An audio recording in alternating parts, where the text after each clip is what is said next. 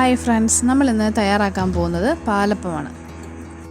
കപ്പി കാച്ചാതെ നമുക്ക് 4 മണിക്കൂർ കൊണ്ട് പാലപ്പം തയ്യാറാക്കാം.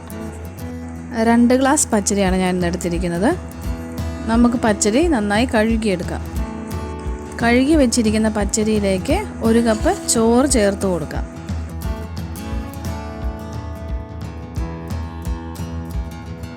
അടുത്തായിട്ട് നമുക്ക് പച്ചരിയിലേക്ക് തേങ്ങ ചേർത്ത് കൊടുക്കാം. ഞാനിവിടെ എടുത്തിരിക്കുന്ന 1 കപ്പ് തേങ്ങയാണ്. 1 കപ്പ് തേങ്ങ എന്ന് പറയുമ്പോൾ ഒരു തേങ്ങയുടെ പകുതി മുറി.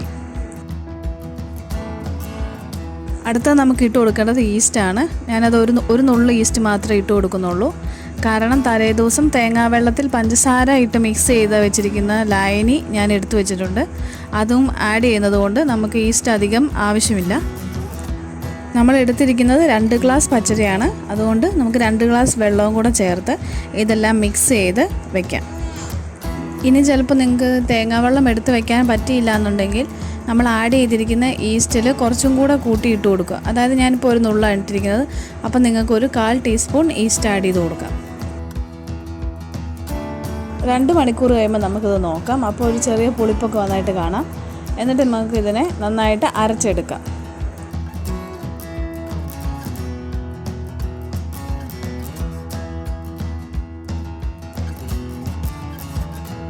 നമ്മളിത് മിക്സ് ചെയ്യാൻ വേണ്ടി ഉപയോഗിച്ചിരിക്കുന്ന വെള്ളത്തിൽ തന്നെയാണ് ഇത് അരച്ചെടുക്കുന്നത്. എക്സ്ട്രാ വെള്ളം നമ്മൾ ആഡ് ചെയ്ത് കൊടുക്കുന്നില്ല. അപ്പോൾ നമ്മൾ നന്നായിട്ട് അരച്ചെടുത്തിട്ടുണ്ട്.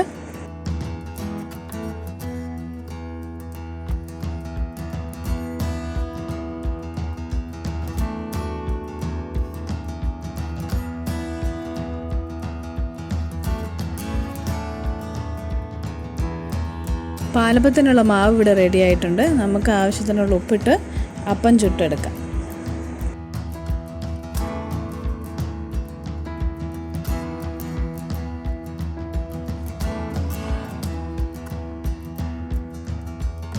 പാലപ്പച്ചട്ടി ചൂടായതിനു ശേഷം അതിലേക്ക് 1-1.5 തവി മാവ് ഒഴിച്ചു കൊടുത്ത് നമുക്കതിനെ ഒന്ന് ചുറ്റിച്ചെടുക്കാം.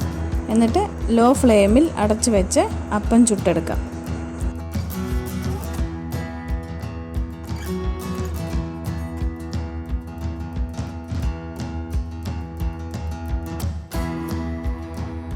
പാലപ്പം റെഡി. ബിഗിനേഴ്സിനൊക്കെ ഇതുപോലെ ഈസി ആയിട്ട് പാലപ്പം ചുട്ടെടുക്കാം. ഞങ്ങളുടെ വീഡിയോ ഇഷ്ടമായെങ്കിൽ നിങ്ങൾ ഫ്രണ്ട്സുമായിട്ട് ഷെയർ ചെയ്യണം, ലൈക്ക് ചെയ്യണം, സബ്സ്ക്രൈബ് ചെയ്യണം.